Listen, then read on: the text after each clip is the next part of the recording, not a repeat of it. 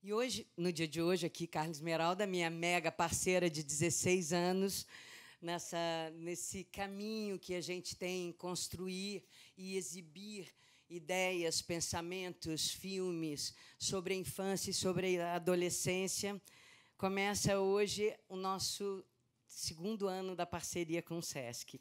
E eu queria abrir, antes de chamar o Cal, que será a nossa primeira programação do dia, esse diretor maravilhoso, diretor, escritor, que vem de físico. O Cal tem todos os ingredientes que você possa imaginar. Sobrinho do Flávio Império, quer dizer, nasceu num berço criativo mais especial do mundo, para a gente poder conversar e descobrir quais são os caminhos que a gente tem nas narrativas para a infância.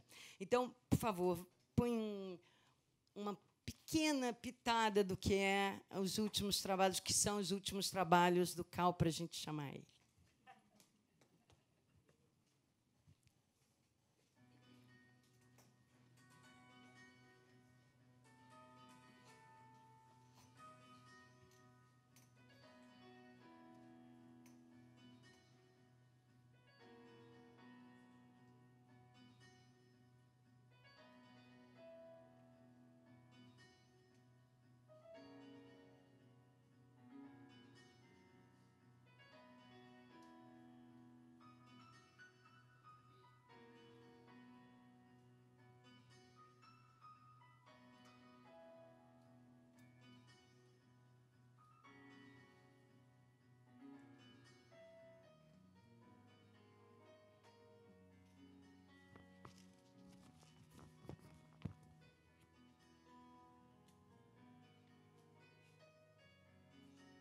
Ok. Cal, vem para cá. Vamos. Obrigado por aceitar o nosso convite. A gente estava brincando que o Cal é o melhor hambúrguer da cidade. Aliás, do Brasil, quiçá do mundo. Não existe pessoa mais especial para estar conversando conosco hoje sobre caminhos para a infância e para a adolescência. Cal, qual é o seu processo quando você vai escrever para crianças? Quais são os universos que você escolhe universos específicos? Bom, primeiro agradecer o convite de vocês, as Super Carlas juntas, junto com o SESC, que, para mim, qualquer convite do SESC eu venho. Qualquer convite das Carlas eu venho. Qualquer convite do SESC eu venho. Não tinha jeito de fugir. Eu comecei... a minha relação com o SESC... eu descobri que eu queria fazer cinema no SESC. No SESC Pompeia, eu estava totalmente perdido lá pelos 20 anos de idade, até mais, 22. E daí vi um cartaz de um curso de cinema de animação. E daí, no mesma hora, desci lá nas oficinas, estava tendo a aula, eu pedi para ouvir, daí, quando eu sentei, eu falei, putz, achei, me salvei, me salvou. Então, minha gratidão com o SESC é antiga. Bom, foi o Frankenstein que saiu desse curso? Não, foi antes, era de Super 8. Mas foram dois curtinhas que a gente fez no curso. O Flávio Del Carlo, que era o professor, e o André Rosa. Eram dois jovens, né? Na época, todos nós éramos jovens. E a gente fez... Era um curso de Super 8. E daí eu não desenhava especialmente, não tinha nada muito que me ligasse à animação, mas eu comecei por animação, fazendo cinema de animação, por conta desse curso. E isso, naturalmente, me aproximou do universo infantil, que também não era uma decisão minha de me dedicar ao universo infantil.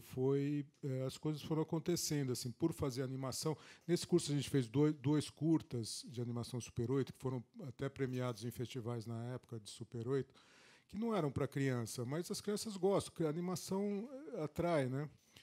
E daí eu comecei, eu me aproximei do universo infantil por conta disso. Os meus curtas, depois mais profissionais, também de animação, também não eram para criança, mas as crianças gostavam muito. E isso, acho que é legal falar disso, porque vai encontrar a sua pergunta. Para mim, o pensar no produto para a criança ou pensar para o adulto tem muita diferença, mas não é tanto assim, sabe? É mais, vamos dizer, é mais na fantasia, assim, eu acho que para a criança você se liberta mais na fantasia, não necessariamente, mas nos casos desses produtos muitos foram mais para isso. Mas eu não sei, eu não consigo ver muita diferença assim na criação. Só na abordagem? Na abordagem, na escolha do tema, do universo, mas o processo criativo é muito parecido. Do que criar para adultos, do que criar para criança. Principalmente porque eu acho que que eu venho aprendendo desde sempre é que a criança e o adolescente são pessoas inteligentes e pensantes, né? Assim como o adulto. Até às vezes mais esperto que nós, né? A gente vai emburrecendo às vezes, né? Então, enfim. Mas então, assim, eu acho que a grande diferença é poder ir para a fantasia um pouco mais do que para o adulto. Ter uma liberdade maior, mas não necessariamente ter um universo específico. Quer dizer, é o mesmo universo, só que com uma abordagem mais livre. Mais livre, vamos dizer. E você usa experiências suas quando você está escrevendo? Muito. De infância? A maioria delas, Conta uma. Sei lá, o Castelo Rá-Tim-Bum ele é todo uma mistura de tudo que eu fui até aquele momento ali, porque meus pais são cientistas, o meu tio que você mencionou, Flávio Impero, é um artista, eu vivi muito perto da arte e da ciência a infância inteira e a juventude toda. E o Castelo Rá-Tim-Bum é um pouco a síntese do que... a minha família também valorizando muito esse lado humanista, né? Eles são humanistas, meus pais, os amigos dele, todo o ambiente que eu vivi. E o castelo vamos dizer assim, é o castelo humanista, né? Ele está no meio da cidade e ele contém dentro dele tudo que a humanidade fez de melhor, em arte, ciência, conhecimento e tal. Então a gente vai usando assim o que é a Malhação. Agora que eu escrevi, eu usei muitas histórias, porque a gente pesquisou muito. Isso eu gosto de fazer, eu gosto de pesquisar bastante, até um pouco antes assim de começar a criar. Eu gosto de dar uma pesquisada no universo que eu vou trabalhar, né? E na pesquisa que eu fiz com os adolescentes atuais, os alunos do ensino médio, eu pesquisando tanto na periferia quanto nos bairros centrais, porque a história contava a história de meninas dos vários universos de São Paulo. E quando eu percebi que, na essência, os adolescentes de hoje são muito parecidos com o que eu fui, ou com a turma que eu tive, para mim foi um alívio. Falei, vou usar um monte de coisa, vou poder usar, porque na essência é muito parecido. Muda a época, muda a tecnologia, muda, sei lá, a situação do país e tal, mas, na essência, os jovens são muito parecidos. Então, na Malhação, eu usei um monte também. E no castelo, fora o seu universo familiar, tem situações... Eu estou perguntando isso porque, às vezes, quando eu estou escrevendo um roteiro, eu tenho coisas que eu coloco bem objetivas. Por isso eu falei, conta uma. Mas é porque são situações que você viveu e que se encaixam exatamente no que você está escrevendo. Né? Ou que você viveu, ou que o seu amigo viveu, ou que você viu acontecer, né? A vizinha, né? A vizinha. É toda uma coleção de coisas da nossa história que acabam entrando ali dentro, né? Com certeza. Eu queria falar... Põe um clipe para gente, só para a gente falar um pouquinho do ano em que os meus pais saíram de férias, porque eu acho que esse filme é tão especial, eu adoro esse filme. Ele é um filme que não é para criança, as crianças gostam, mas é um filme para adulto, assim, mas do ponto de vista de uma criança, né? É uma história que toda contada do ponto de vista de uma criança. Ele vai passar aí em cima. Podia até apagar um pouquinho aqui, né? Essa coisinha aqui. Assim, só para não. Você já passou. A Copa já estava chegando e nada dos meus pais ligarem. Eu sofria todo dia com o café da manhã e o jantar na casa do Shlomo. Olha, isso é a cara do teu pai. Mas pelo menos agora, o almoço era cada dia numa casa diferente. Não deixa nada. O menino é magrinho, tem que comer bem e gostar um pouquinho. Tem que comer, meu filho.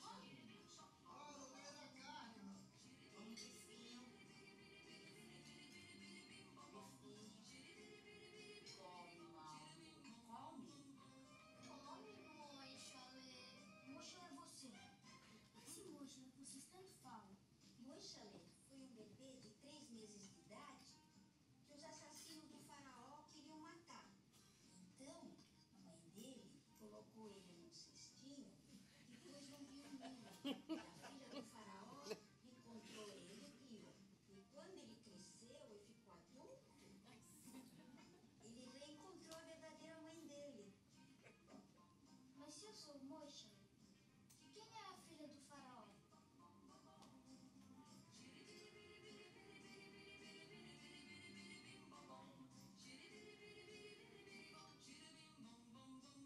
Você tá rindo? Nada não. Aquele dia demorou muito para chegar. Até que um dia ele chegou.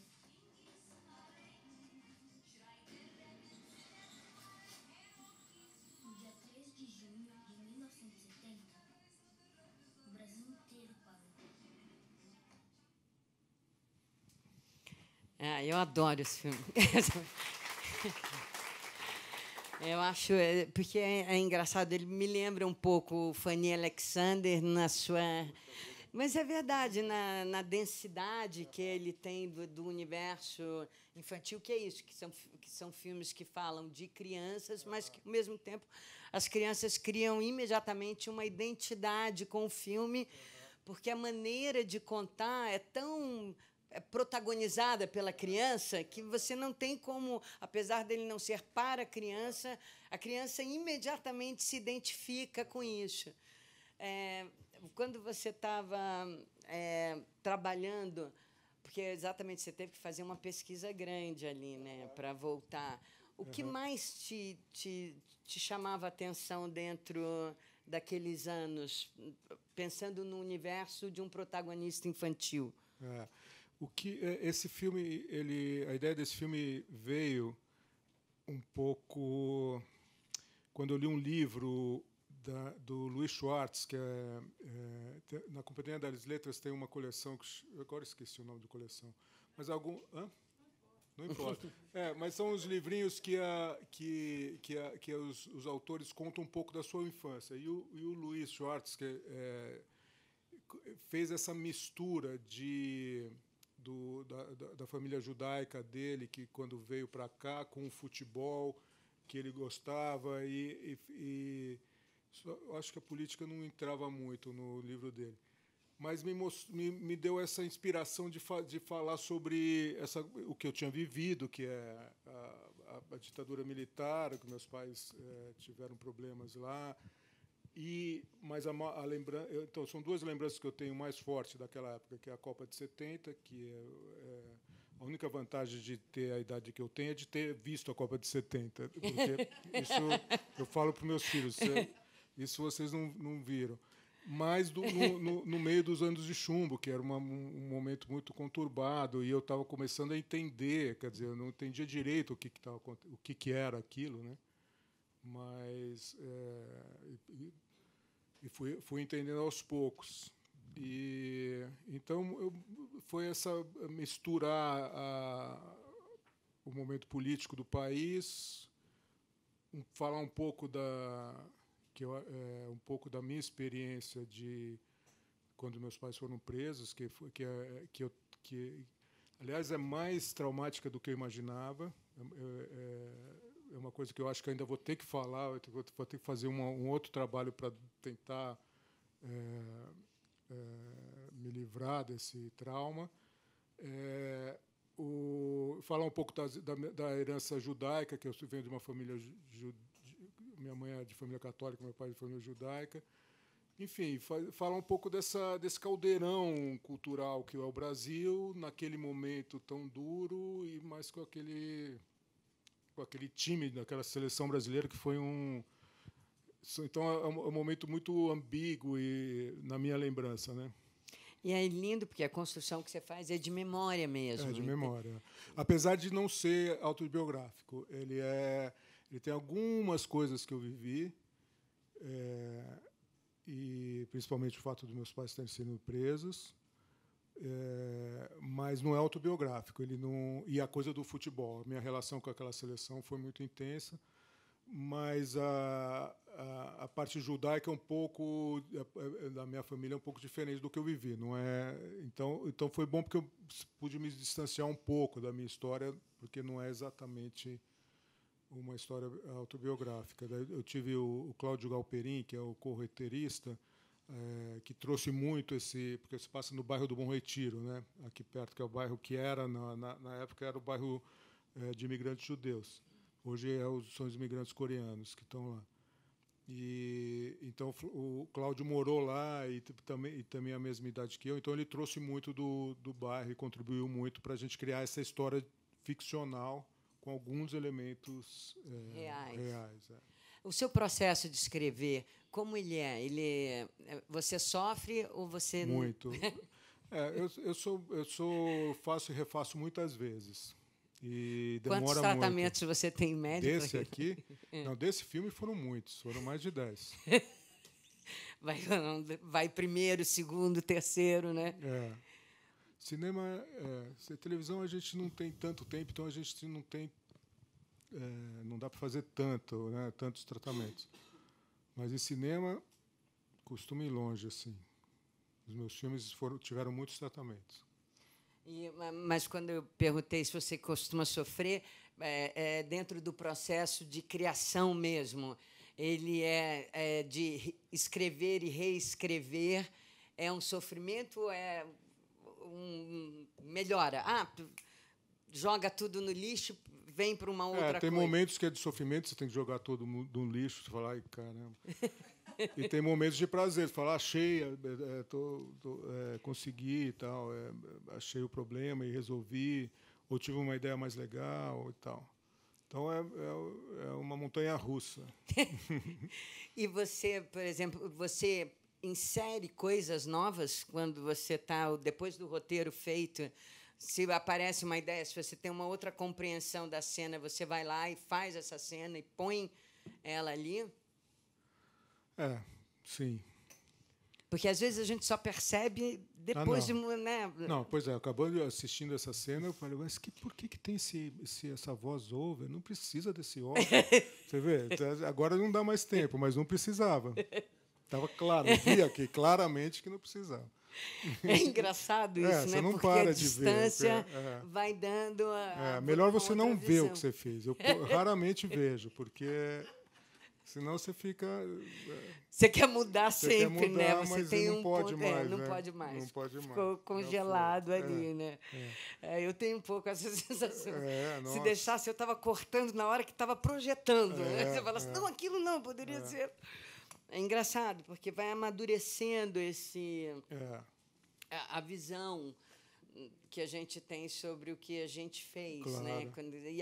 E a entrada dos atores também vai muda alterando. muito. Como é para você trabalhar com os atores? Assim, como é que é o seu processo? Muda, cristaliza, né? Na verdade, o Truffaut que diz que fazer um filme é fazer... E um filme, você pode dizer isso de televisão também.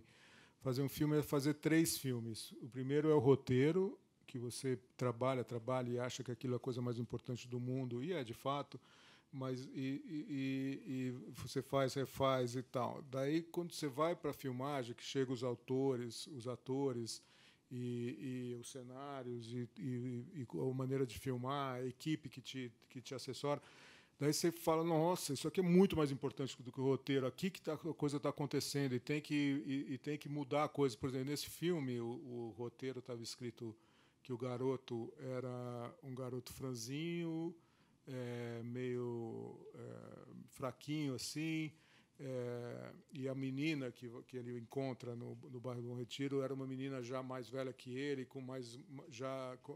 mais envolvida como mulher, e era essa, o par era esse. E daí, quando a gente foi escolher os atores, os melhores atores eram o inverso. A menina era pequenininha, franzinha, e o menino era bonitão, forte e tal. Eu não vou lutar contra a força daqueles atores, escolher um só porque estava escrito assim. Daí eu inverti, tive que adaptar algumas coisas, mas o filme foi se formando desse jeito. Então, daí você na filmagem você acha que aquilo é o mais importante. Daí quando você vai para a montagem, você fala, nossa, ainda bem que tem isso aqui que é que vai ser feito o filme. E então e por isso que daí acaba e se lança o filme. Se você tivesse uma quarta fase, você ia ficar mudando, mexendo e tal.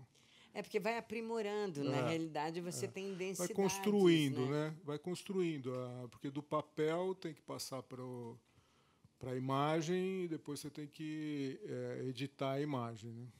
E o processo com os atores? Você faz leitura do roteiro antes ou você já vai direto para o set? Porque tem uma coleção de atitudes com relação à direção. Tem diretores que acham que a melhor coisa é o primeiro take. O primeiro é o que tem a melhor energia. Tem outros que não, que gostam de ensaiar porque a câmera... Então, ensaiam muito com a câmera para ter até uma teatralidade, atores e câmera. Como é esse processo para você? Para mim, varia dependendo do elenco. Assim. Principalmente se o elenco é infantil. E depende de quando... Eu tento sacar como que cada elenco vai funcionar melhor. E vou aprendendo com eles. Então, eu procuro estar aberto assim, para sacar qual que é a dinâmica melhor com cada elenco, assim. Com criança, como é normalmente com os atores? Com criança é bom não ensaiar muito, normalmente, porque senão começa a ficar um pouco... Porque você, que é uma das maiores atrizes do Brasil, que não sei por que parou de atuar, para fazer essas coisas maravilhosas que você está fazendo, mas... Mas você sabe que a coisa de ensaiar e depois fazer exige uma certa técnica, assim, né? Existe uma certa... Não sei se é técnica, você que tem que falar, mas é uma certa... Você sabe lidar com aquilo, né? De como ensaiar e depois parecer natural, né? Porque, na realidade, você constrói um caminho, né? Uma melodia, porque serve para isso. Quando você ensaia muito, você cria uma melodia para o texto, você cria... toda uma relação entre movimento, o movimento da câmera e o movimento seu mesmo na cena, né? Então, às vezes, ensaiar determinado tipo de cena, ensaiar muito é importante para que você não perca o controle dela. Por isso que eu acho que depende um pouco do produto que você está fazendo e do elenco. Não tem, objetivamente, por serem crianças... Não, então, acho que por ser criança... também varia muito entre elas, né? Uma criança que normalmente eles têm um talento nato, muito pouca experiência normalmente, mas também varia um pouco. Então o Michel, que é esse garoto, ele era mais espontâneo, assim, e a menina ela era mais concentradinha, mais, sabe, e os dois mandavam muito bem, só que cada um do seu jeito. Então você tem que ter uma certa sensibilidade assim para para tirar o melhor dele, de cada um, né? Para poder aproveitar ali na hora. Isso. E você decupa muito todas as sequências que você vai filmar? Sim, sim. Você sempre tem a decupagem de cada cena? Não, muitas vezes eu venho com uma ideia e faço a decupagem final no set. No set, sem fazendo. storyboard, sem essas coisas. Uso muito pouco storyboard. Na animação eu usava muito. Porque o processo, por isso que eu estava te perguntando, porque o processo de animação vem todo com storyboard. é quase um quadrinho, né? Não, mas eu não uso muito, não. Em cinema, eu monto a cena e depois vou decupando, assim. E, Cal, como é o processo de construção da imagem do filme? Porque esse é um processo delicioso. Eu, pelo menos, é um momento que é quando entra a equipe e começa a sair do roteiro e começa a se criar o desenho do que vai ser o filme.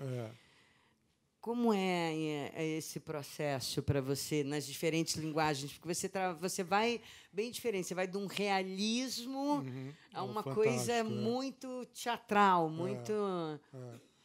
É muito divertido, né? O cinema é visual, né? Antes de tudo, é uma arte visual. É uma arte visual no tempo, né? Então é muito divertido, eu gosto muito, mas eu sempre tenho parceiros, né, para ajudar a pensar isso. Aliás, o cinema e a televisão são produtos de equipe, né? Não, o tempo inteiro. O tempo inteiro. Não tem jeito. O cinema é essa comunhão de forças, né? De desenhos, de pessoas. E como é para você o trabalho da televisão, dentro da televisão, exatamente porque a televisão te obriga a ter uma rapidez, uma agilidade, É um pouco libertador para mim. Eu tenho refletido nisso há pouco tempo, porque o cinema, para mim, ele tem um lugar muito especial. Eu acho que eu coloco o cinema num pedestal um pouco exagerado. Tem que estar muito bom, tem que ser muito bom e tal.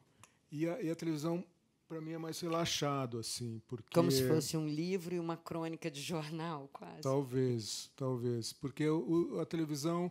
Não, mas também no Brasil tem uma coisa, né, que dá muito prazer, é que a televisão atinge o povo brasileiro, principalmente na Globo. É uma coisa impressionante. Eu tive a experiência agora com a novela, que eu nunca tinha feito, e a relação que o público brasileiro tem com a novela é um negócio... Eu nunca tinha presenciado nada parecido muito em grande. Produção independente. Mesmo o Castelo Rá-Tim-Bum, que foi um grande sucesso, mas a novela é um negócio que o público... É como o futebol antes. Agora está meio perdendo isso, né? Mas o brasileiro sempre gostou muito de futebol, sempre entendeu muito de futebol. Só que, mais do lado feminino, a novela, as pessoas entendem de novela. Eles sabem do que eles estão falando, eles assistem, eles têm uma relação visceral com aquilo. E nos grotões do Brasil, né? Então foi muito interessante essa experiência, assim. Então a televisão tem isso, é realmente um veículo de massa. O cinema foi e deixou de ser, né? Então tem esses dois lados. A gente tem que fazer mais rápido, a gente não dá para caprichar tanto quanto a gente gostaria em termos dramatúrgicos ou de imagem, ou mesmo da atuação dos atores, ou mesmo de direção. É tudo um pouco mais menos perfeito, vamos dizer assim. Mas é um barato, porque muita gente vê e tal. Então, agora eu estou fazendo uma série. Então, a série, a gente tem um pouco mais de tempo do que novela, né? Novela a gente não tem tempo nenhum. A gente escreve uma vez. Eu conseguia, pelo meu perfeccionismo teimoso, eu consegui escrever antes, então consegui dar uma trabalhadinha melhor, mas era escrever uma vez, dar uma revisadinha, já vai para o ator, ou já grava e já vai para o ar, e quando você vê, você tem que escrever outro, e vai assim. Ser engolido, máquina, né? Engolido, não dá... E você está escrevendo enquanto o público está assistindo, então você sente a resposta do público também, que é muito, muito interessante. Então, as coisas se compensam, né? Por um lado, você vai assistir a novela, você, essa cena podia estar muito mais legal, artisticamente tem menos prazer, assim, mas a relação com o público é tão intensa que compensa. E o público dá um desconto também, porque sabe que é assim, está acostumado, né? Então, é muito interessante. E a gente conseguiu falar de temas interessantes e principalmente de educação, porque aqui tem educadores, não tem? Tem. Então, a gente conseguiu falar bastante de educação, falar de educação pública, que, para mim, é dos assuntos mais urgentes do Brasil discutir. E isso com uma audiência muito grande, muito alta. A gente não caiu a audiência para discutir esses coisas assuntos, coisas importantes. Muito pelo contrário, a audiência foi crescendo. Então, foi uma experiência muito, muito legal. Eu adorei você dizer que foi libertador. Para você, porque isso é muito bom quando você consegue, de alguma maneira, se libertar do seu próprio padrão de autoexigência, né? Que às vezes paralisa, né? Atrapalha um pouco. Né? Atrapalha completamente, eu acho. Quando eu fazia novela, eu tinha um pouco a sensação contrária, porque eu achava, como eu exatamente colocava o cinema num lugar tão especial, o resultado da TV me deixava um pouco constrangida. Porque eu dizia assim, nossa, ainda todo mundo vendo dessa maneira, era pior ainda, porque quanto mais audiência tinha, aquilo mais me dava angústia. Porque você fala, nossa, era para a gente conseguir caprichar muito. Porque a gente foi criado, né, nosso meio de teatro, de cinema, a gente foi criado com a ideia de que a novela é um produto secundário, não, menor. Né? Um produto menor. Menor. E artisticamente é realmente um pouco menos cuidado, assim. Mas também é um preconceito, né? Não deixa de ser um preconceito. Não deixa de ser um preconceito. Principalmente porque o Brasil faz a melhor novela do mundo, não tem dúvida disso. Era o melhor futebol e a melhor novela. A melhor novela ainda continua fazendo. Não há país no mundo que faça.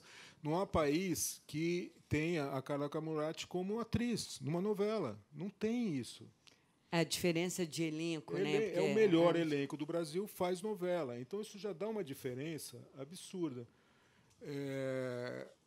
Então, sei lá, eu passei a valorizar mais a novela, inclusive porque eu fiz e vi como está difícil, como está impossível de você fazer um capítulo inteiro e falar, não tem essa sensação que você tinha.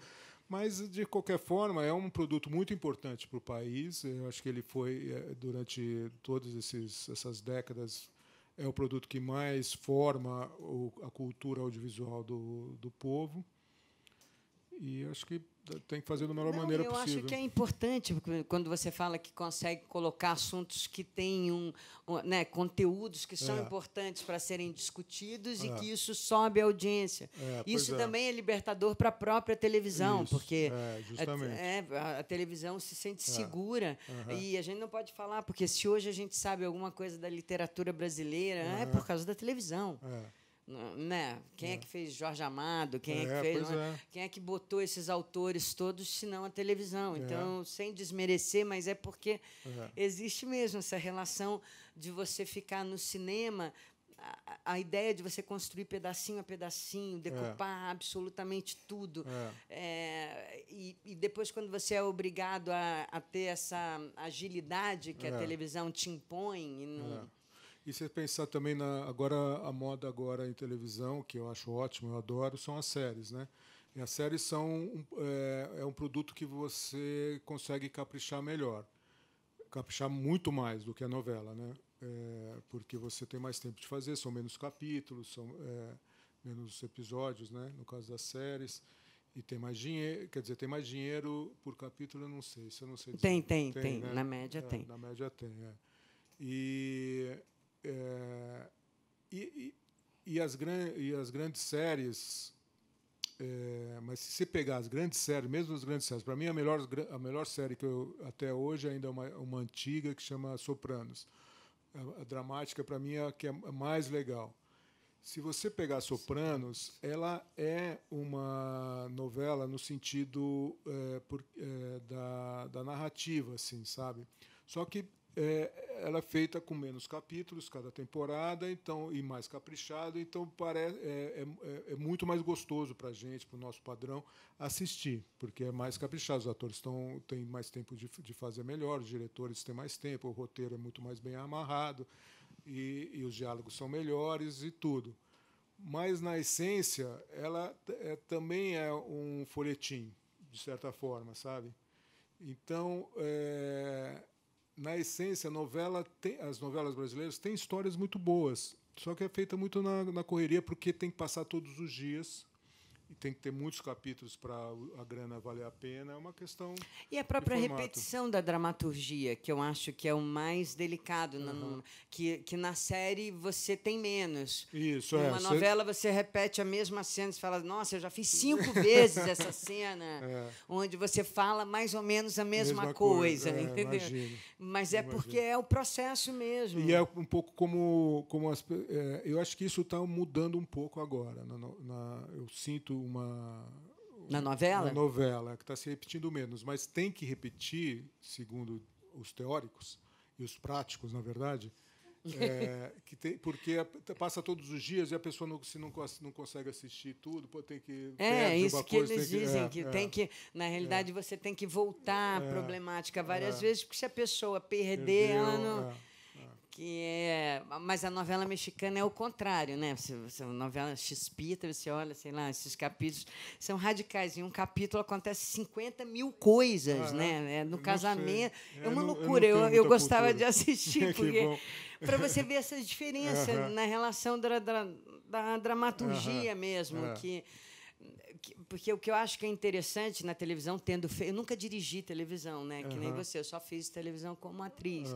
Mas o que eu sentia como atriz é que no cinema a gente consegue trabalhar todo o processo de emoção e de construção do que você está colocando ali dramaturgicamente, e na televisão aquilo precisa ser mais flat, assim, tem que estar em outra em outra camada, sem desmerecer. Não tem tempo, né? Não tem exatamente, tempo, é por falta de tempo, né? E eu achava engraçado, só um parênteses, porque é muito bom isso, falar de teledramaturgia de televisão, porque você vê a novela mexicana, começa a cena do casamento. Aí, na cena do casamento, você já vê um noivo que tem um caso com a irmã da noiva. Você fala, nossa, mas eles acabaram de casar. E aí, o pai da noiva entra e pega o flagrante. Aí você fala, mas, nossa, está na cena de casamento. Então, acaba o capítulo, você está sentado na cadeira dizendo, nossa, meu Deus do céu, mas eles acabaram de sair da igreja e, em momento nenhum, ninguém economizou dramaturgia, entendeu? Quer dizer, assim, sai do casamento, está na festa, aquela mesa linda de salgados, doces, todo mundo. Aí você vê que o noivo tem um caso com a irmã da noiva. E você fala, nossa, até agora ninguém sabia disso. E que é exatamente você não economizar a dramaturgia, ao contrário de você repetir, você pegar o público, exatamente porque se você perder um capítulo, quando você ligar de novo, você não reconhece mais ninguém, né? Você achava que estava vendo um casamento, quando você ligar de novo, já estavam separados e você nem soube o que aconteceu. Então, tem uma coisa engraçada na construção da Falou do mexicano, eu lembrei das novelas infantis, né? Que eu nem sei se é mexicanos, que no Brasil faz muito sucesso, né? Essas Chiquititas e é dessas mesmo que eu estou falando. Agora tem uma outra que está fazendo sucesso estrondoso, esqueci o nome. Mas, enfim, o brasileiro gosta de novela. É uma chave de dramaturgia que a gente tem e que o público brasileiro está acostumado. Eu queria chamar agora um trecho do Pedro e Bianca e de Malhação para a gente, já que a gente já está falando sobre televisão, para a gente.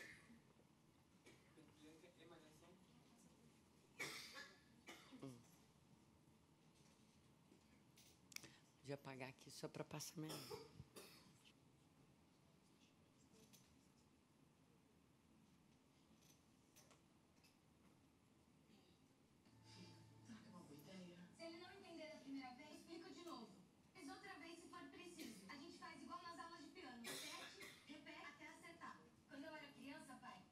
Ganhava boneca.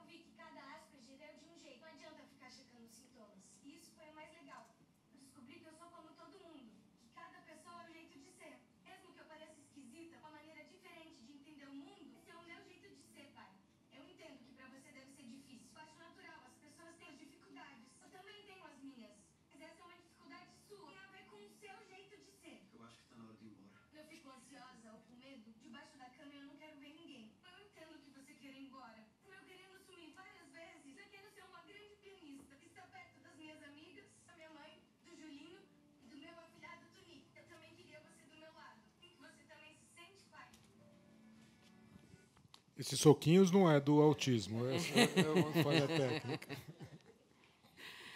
Não, é tão especial. E era exatamente isso. Acende a luz ali que você estava falando, né? Tocar em coisas tão delicadas.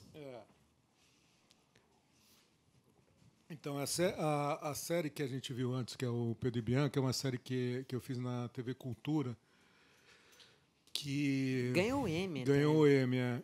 E tem um conceito muito bacana e a série ficou bacana, assim. A gente fez com muito pouco dinheiro, mas ficou muito legal. É a história de dois irmãos gêmeos, que é o Pedro e a Bianca, esses dois garotos. Um é branco, um branco leite, e a menina é negra. Os pais são também multirraciais, o pai é negro e a mãe é branca. E também pesquisa, é uma coisa possível de acontecer, acontece de vez em quando, tem fotos, se procurar gêmeos de cores diferentes na internet, tem alguns casos. E a chance é de 1 em 1 milhão de os gêmeos nascerem com cores diferentes. E É de 1 em 1 milhão. É uma chance de 1 em 1 milhão. E daí foi muito legal assim, a série, porque parte do princípio a gente falou em alguns capítulos, alguns episódios, a gente falou de racismo, falou de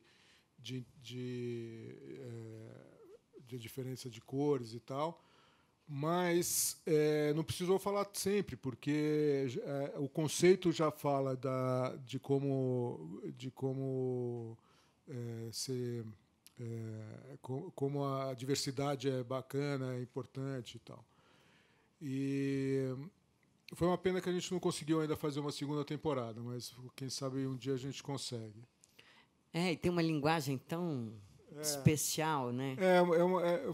Com pouco dinheiro a gente conseguiu fazer uma coisa bacana, que mistura um pouco o realismo, porque os episódios se passam na periferia de São Paulo e são bem realistas, na escola pública também. Mas a gente mistura com um pouco de grafismo, assim, uma coisa mais de fantasia. Foi quando veio essa encomenda, vamos dizer assim, não foi uma encomenda, mas foi teve lá um processo dentro da TV Cultura que a gente precisava fazer um programa que se passasse na escola pública. E quem ia pagar era a Secretaria da Educação de São Paulo. Eu falei, putz, grilo, como que a gente vai resolver isso? Porque vai fazer uma coisa chapa branca, vai poder falar dos problemas que a escola pública tem. E foi nesse processo que eu aprendi e que eu apliquei muito na Malhação. Eu aprendi, não. Eu percebi que falar de escola pública em televisão, primeiro, eu acho muito importante, porque mesmo eu, que sou de família de educadores e minha mulher é educadora, mesmo para mim demorou para eu perceber, e eu acho que a sociedade brasileira não percebeu ainda, o quanto que o ensino público é importante para o Brasil e o quanto que a gente não sabe nada do que acontece no ensino público, da história do ensino público no Brasil, por que ele é assim, que tem deficiências. Mas, enfim, o que eu percebi fazendo Pedro e Bianca é que o mais importante para falar de ensino público no Brasil é você mostrar o que tem de bom, porque tem muita coisa boa, mostrar as carências e mostrar as dificuldades do sistema todo, mas não contribuir para a estigmatização maior do sistema de ensino público, que é muito grande no Brasil. O ensino público no Brasil é estigmatizado. Ninguém quer estudar no ensino público. Todo mundo que está no ensino público quer ir para a escola pública. Escola privada. Escola privada. As pessoas que estudam em escola privada acham que escola pública é uma porcaria, a princípio. Então, eu fui tendo esse contato com a escola pública, com o ensino público, e conversando com os professores e com os próprios alunos e com a secretaria, nesse caso do Pedro Bianco, o cliente, entre aspas, era a secretaria quem pagava. Eu fui entendendo mais a complexidade desse assunto e como tratar esse assunto. Daí, na Malhação, eu pude realmente falar e foi muito eu, na verdade, quando eu aceitei fazer a Malhação, porque eu não fui lá pedir, eles que o Silvio de Abreu que me convenceu a fazer uma novela, porque eu não achava que eu nunca ia conseguir, mas o fato é que quando eu percebi que podia ser um veículo para falar de ensino público, mesmo que não fosse o assunto principal, mas que fosse um pano de fundo, daí eu aceitei. Foi meio por isso que eu quis fazer. E agora me perdi. Porque a gente está falando de Pedro Bianca e da Malhação. Foi isso. Então, daí na Malhação a história se passa numa escola pública que é do lado de uma escola privada. Então, a gente falou dos dois universos e de como é um verdadeiro apartheid que a gente tem já na escola, né? Apartheid social, né? E de conteúdo também, né? Pois é. Já de cara de conteúdo. Então, a gente pôde falar disso, mas a escola pública eu consegui mostrar as carências, mas também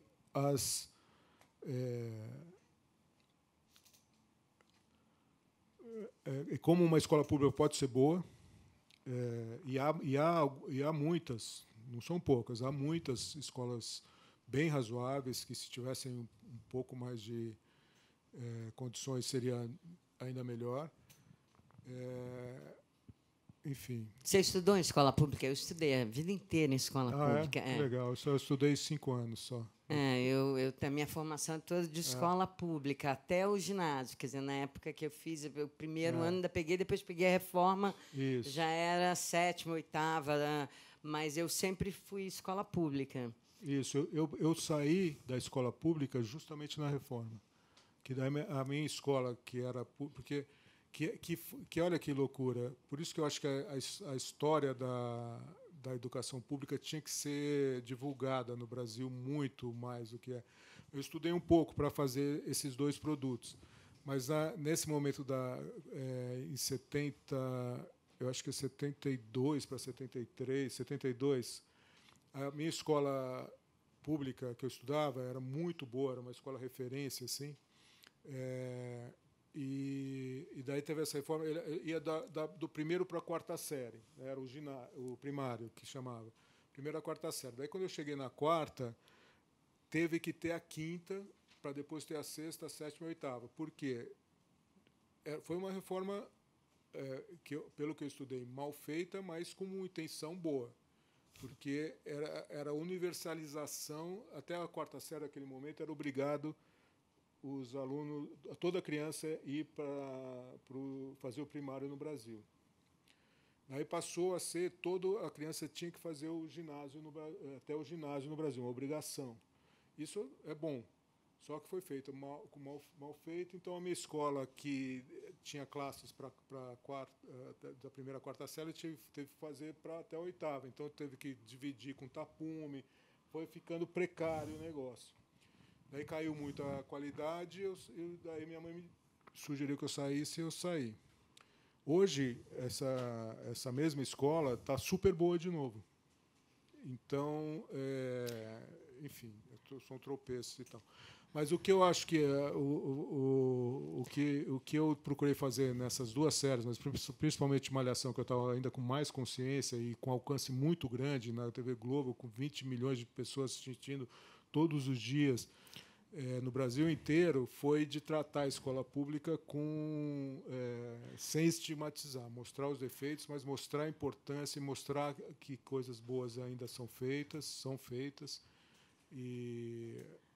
Não, e foi importante também, porque o Malhação, na realidade, transitava por áreas não supérfluas, mas com uma outra dimensão, onde sim. você não abordava nada que, de fato, fosse importante. Como conteúdo que você pudesse ter outra relação dentro do país. Quer dizer, fica sempre no pessoal, ou na relação de amor, ou na relação com os pais, ou na relação, né, fofoca entre amigos, brigas. Né? Então, vai para uma dramaturgia mais... mais complexa, assim, com mais outros assuntos. E foi muito bem, isso que foi legal, porque foi bem de audiência. Acho que foi a maior audiência em 10 anos. Foi a maior audiência em 10 anos. Por isso que... eu tirei essa coisa do casalzinho ser a coisa principal.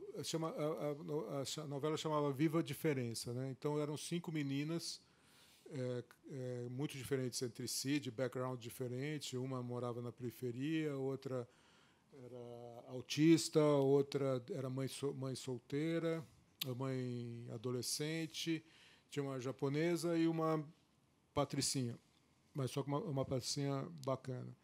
E elas se encontram e viram muito e se tornam as melhores amigas.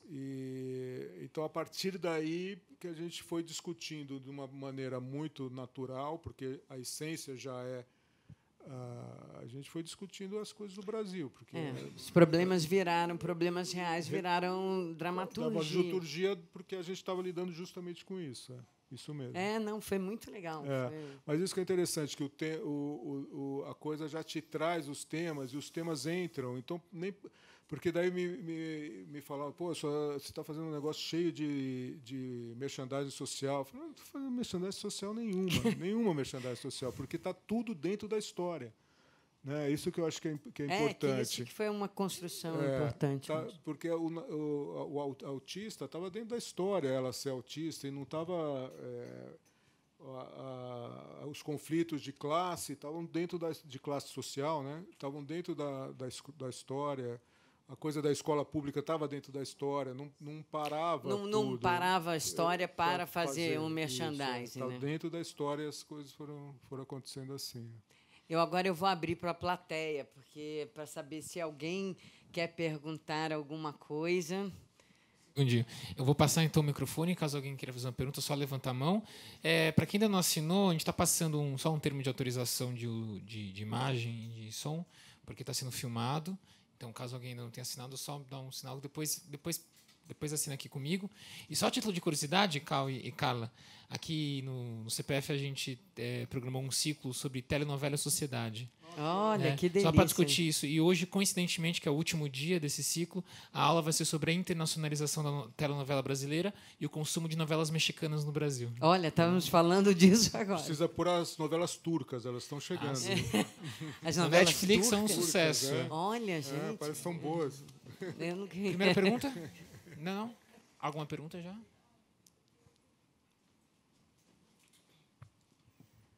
Bom, muito importante esse espaço, especialmente nesses dias atuais, parar para conversar e pensar e ouvir vocês. Eu tenho visto a dramaturgia, independentemente do seu trabalho, em alguns outros momentos, não sempre avançar na questão de alguns temas estigmatizantes, como a própria questão do autismo. Mas eu não vejo a mídia avançar na mesma proporção. Então, assim, vocês jogam a bola para cima e as matérias e os comentários que os meios de comunicação fazem em relação a esses avanços na dramaturgia são muito pobres. Muito pobres. Isso é uma coisa que eu acompanho há muitos anos e eu não sei como resolver, porque eu sou jornalista. E você não cobre televisão? Não, eu não trabalho. Hoje eu sou ativista, ongueira. Criei uma ONG de comunicação e inclusão há 16 anos. Mas eu acompanho muito isso. E eu noto assim, que vocês tentam, você e outras pessoas, algumas tentam, às vezes dá certo, às vezes não dá, mas, de qualquer maneira, depois não acontece nada. E eu não consigo... Por exemplo, só do espectro autismo, a gente tem hoje uma situação de um desejo muito grande de famílias de classe média alta e também de classe baixa, de internar crianças com autismo muito cedo aqui em São Paulo. Então, assim, tem muita pauta que vocês jogam a bola e ela morre. Só queria saber se você concorda, já vi que você concordou, né? Eu tive uma certa desilusão assim com a imprensa que cobre televisão, porque, como eu disse, é a primeira vez que eu trabalho numa televisão tão de massa, né? E realmente achei fraca. Achei que eles aproveitavam pouco, tirando alguns, teve algumas exceções assim, mas eu não sei se é uma assim como, de certa forma, essa Malhação quebrou alguns paradigmas desse de que tem que ter casalzinho, tem que ter isso, tem que ter aquilo para dar ibope, e não teve nada do que eles e teve ibope. E talvez a imprensa tenha um pouco de medo de perder clique se não falar se começar a falar de coisa séria. Eu não sei, é uma hipótese, porque eu acho que o público se interessa. Então, talvez seja os jornalistas sacarem que essas pautas dão clique, porque é isso que eles estão atrás atualmente, principalmente de televisão aberta. Né? Principalmente quem cobre televisão aberta, não tem, são raros os jornalistas, tem alguns, mas são raros os espaços na imprensa que discute televisão aberta com um pouco de profundidade. É mais a grande maioria, 99%, é para o público que assiste TV aberta. Então, é quase um ciclo, né? Até a novela lança o casal, a imprensa fala da atriz, do casamento da atriz que fez, sabe, ou da cintura dela, ou de como ela está magra, ou do cabelo, sei lá, é assim. Então, talvez eles não tenham percebido ainda que eu até dei uma cutucada dentro do grupo, o Globo, né? Porque a Globo tem também não o jornal Globo, mas os portais, né? E tentei entender como que as pautas mais interessantes ou as histórias mais interessantes da novela poderiam entrar e eu acho que tem um pouco também de descobrir, porque eu acho que quando for vai perceber que tem, eu acho, né? Também e que dá sei. certo, que as pessoas certo, se interessam, que não é justamente, verdade. Eu acho que tem um pouco isso de menosprezar o público, como se o público gostasse do que não interessa, do que é bobo, do que é superficial, e que se você botar a dimensão... Isso, vai perder. Vai perder, que todo mundo tem que ser reducionista no pensamento, no que fala, que aí sim vai agradar todo mundo.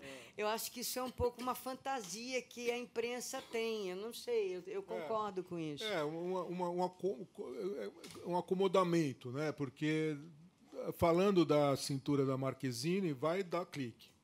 Eles clicam lá. E se bobear, você vê, eu me via assim, falei, caramba, não vou clicar. Essa vez não vou clicar. Não quero saber do que o Neymar fez com a Maria. Não quero. Mas, então, talvez seja um pouco de comodismo, né? O lado alma fofoqueira, né? Alma fofoqueira. Que não tem jeito. E eu agora, a gente já está chegando ao fim da nossa entrevista aqui, do nosso painel. E aí eu tenho uma pergunta para te fazer. Alguém quer fazer uma pergunta? Oba! Se for possível. Primeiro, eu queria poder pessoalmente agradecer pelo Castelo Rá-Tim-Bum, que foi fundamental na minha formação. E ainda é, e me deixa muito entristecida saber que não temos mais isso na TV aberta. E o que temos de qualidade sendo pensado para a infância está nas TVs pagas ou nos mainstreams. Espero que um dia a gente possa... Isso tem a ver com a escola pública e a escola privada também. Então, pensando principalmente no meu caso do Castelo, tem as curiosidades. Nós estamos falando sobre a infância, e eu queria saber se haviam espaços espontâneos ou intencionais para falar com a infância, no sentido de que os atores mirins também tinham espaços de voz, de sugerir ou de questionar coisas que foram colocadas ali numa cena, ou eles poderiam, às vezes, uma fala deles também inspirou em alguma mudança, em alguma outra forma de olhar aquela composição, deles trazerem coisas do próprio universo infantil que, às vezes, o adulto não percebe e fala, putz, mas isso realmente tem razão. né, de ser. Tinha ou tem, assim, quando a gente vai fazer e tem criança no set e tal. Mas é um trabalho tão duro para eles, porque eles têm que estudar e têm que ir para o set, têm que fazer e tal. Mas sempre que possível... Agora, o que eu costumo fazer é grupo de discussão com criança. Não exatamente com os atores, não necessariamente com os atores, mas nessa coisa de pesquisa, quando eu vou fazer alguma coisa para a criança, eu sempre vou conversando durante todo o processo, sabe? Então, conto a ideia do programa, discuto, ouço, quando tem alguma coisa filmada eu mostro. No Castelo Rá-Tim-Bum, meus filhos, foi perfeito, porque meus filhos estavam na idade, então eles foram meus conselheiros, minhas cobaias, foram tudo. E como eu estava muito ligado a eles, então eu estava com a cabeça nesse universo, me facilitou muito. Alguém tem mais alguma? Mas tem uma frase, é legal a gente... É sempre legal ouvir o seu público e tal, mas tem uma coisa que o Seinfeld, que é um comediante que fez uma série muito incrível americana, ele fala que... Agora não sei se vou conseguir reproduzir a fala dele, mas ele fala que ele tem a teoria que você tem que fazer sempre o que você acha que o público não vai gostar para dar certo. Porque o público não entende nada de televisão, porque senão ele estaria fazendo televisão, sei lá, uma coisa assim. Então tem um balanço. Eu gosto de ouvir, mas tem um limite também, sabe? Porque a gente realmente, quem faz televisão, cinema, a gente se dedica muito para fazer aquilo. Então é uma formação muito difícil e tal. Então ouvir, a gente ouve, mas não é assim tão... Ouve quando é para o mesmo lado, né? Você fala assim. Não, até você pode mudar, assim, mas é você que tem que decidir, sabe? Você, a nossa formação de todos os anos e tal. Oi. Cal, muito legal saber da história de Sesc Pompeia, porque a gente tem aí gratas também lembranças do teu trabalho com o Castelo Rá-Tim-Bum, a exposição foi feita no Sesc Belenzinho, ainda quando era uma unidade provisória. É verdade. E eu estava conversando ali fora, antes de entrar para cá, que foi uma das melhores experiências, acho que como exposição interativa, foi incrível, que tinha essa imersão, né, nesse mundo imaginário, e na questão da TV também, em especial. Né? Foi muito bom. Mas partindo um pouco para a visão que você trouxe da questão do educador, né? Acho que essa nossa preocupação. É claro, acho que passa muito essa preocupação do educador quando a gente vê as crianças sendo os atores, sendo os protagonistas. Né? E isso não só no cinema, mas no teatro. Isso tem nos causado grandes preocupações, até pelo próprio desgaste da criança. Você acabou de falar, é duro para eles. Né? Concentração, estar ali, entender tudo aquilo, repetir. Então, a gente sempre tem essa preocupação também. Foi bacana te ouvir sobre isso. Mas queria falar um pouco sobre essa questão mesmo relacionada à escola, né? O quanto o cinema, o audiovisual, tem conseguido, né, acho que, colaborar para que o ensino se torne melhor. Né? A gente não tem visto muitas iniciativas hoje, né, das secretarias de educação e mesmo cultura. Quando a gente fala educação, a gente entende que educação devia estar junto com a cultura nisso. Né? Deviam trabalhar juntas para que a gente conseguisse algum resultado em relação a isso. E também presenciamos poucas iniciativas que criam políticas para que tenhamos maior incentivo. Você falou, né, tem dificuldade de fazer uma nova série. A gente sabe que a gente tem tido pouco incentivo. Né, temos tido poucos incentivos para os filmes para adultos, menos ainda para os filmes para crianças. E tivemos uma ação na gestão anterior, que foi o Cultura é Currículo, que eu sempre gosto de lembrar, porque, a partir do momento que a gente pensa que cultura é currículo também para a escola formal, né, que faz parte, a gente consegue imaginar que você tinha professores que recebiam caixas de filmes previamente preparadas, com trabalhos de mediação, para que eles pudessem aplicar nas salas de aula, junto às crianças e aos jovens. A gente não tem visto mais nenhuma iniciativa assim. Então, eu queria aproveitar e saber de vocês dois assim, o que a gente tem aí, que vocês tenham visto, e que são interessantes e que a gente pode, acho que, levar também como ou como uma proposta ou como algo que esteja sendo feito, né, Carla? Que a Carla acho que pode falar também. Talvez a Carla saiba mais que eu.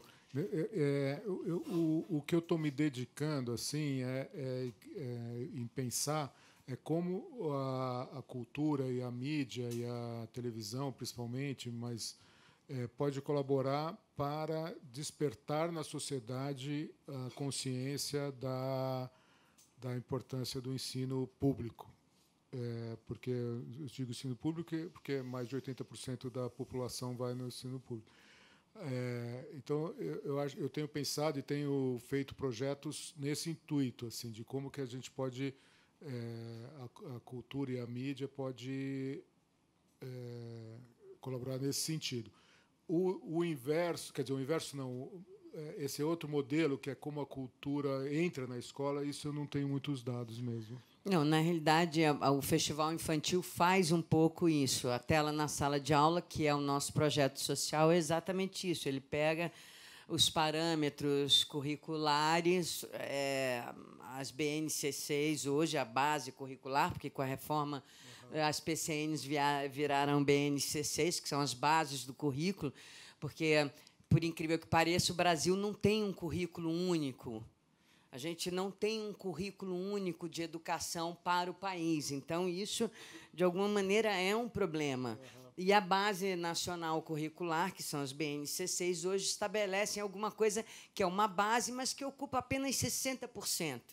O que isso quer dizer? Isso quer dizer que eu tenho que ensinar de A a Z num período X, mas eu posso inverter essa ordem, ou eu posso dar BC primeiro e depois DF 6 meses depois. Eu não tenho um currículo passo a passo a seguir.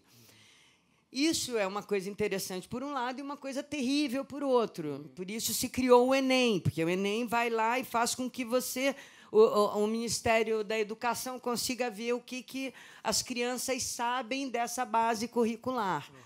Então, até a palestra de amanhã vai ser super interessante, que é a professora Sara Pereira, que vem da Universidade do Minho, que está fazendo um trabalho super importante de mídias sociais dentro da educação, já em parceria com o Ministério da Educação de Portugal.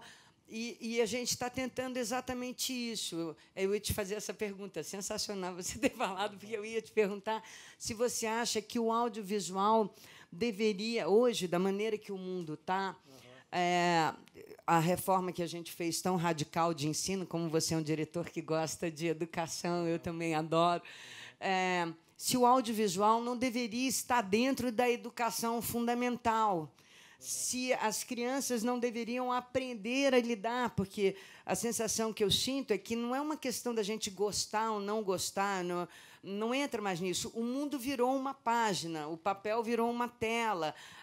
Se você não ensinar as pessoas a se expressarem através das imagens, como vai ser? Então, nesse sentido, o que você vê dessa possibilidade? Porque, por exemplo, a gente está com um projeto agora que chama o audiovisual, a quarta linguagem, a alfabetização do olhar. Porque, na realidade, você precisa... É isso que você falou, a gente estuda muito para fazer uma coisa. E, ao mesmo tempo, como o audiovisual está entrando na vida da gente, hoje 85% da comunicação do mundo é feita através de audiovisual. Como é que as nossas crianças que estão em escola pública não têm o audiovisual como matéria, né? Eu acho que ensinar a ter aulas de cinema para criança, eu acho muito legal. Quer dizer, nem é mais cinema, né? Não sei o que a gente chama. Audiovisual. Eu dei aula, no começo da minha carreira, eu dei aula na periferia de São Paulo, de cinema, de animação, na época com Super 8. E foi muito legal, porque você percebe, você vê a criança ou o adolescente entendendo mecanismos do que ele está consumindo todo dia na televisão. Por exemplo, eu lembro uma das aulas iniciais era sobre linguagem, né? O que é uma cena, o que é um plano, né? Um plano é do que uma cena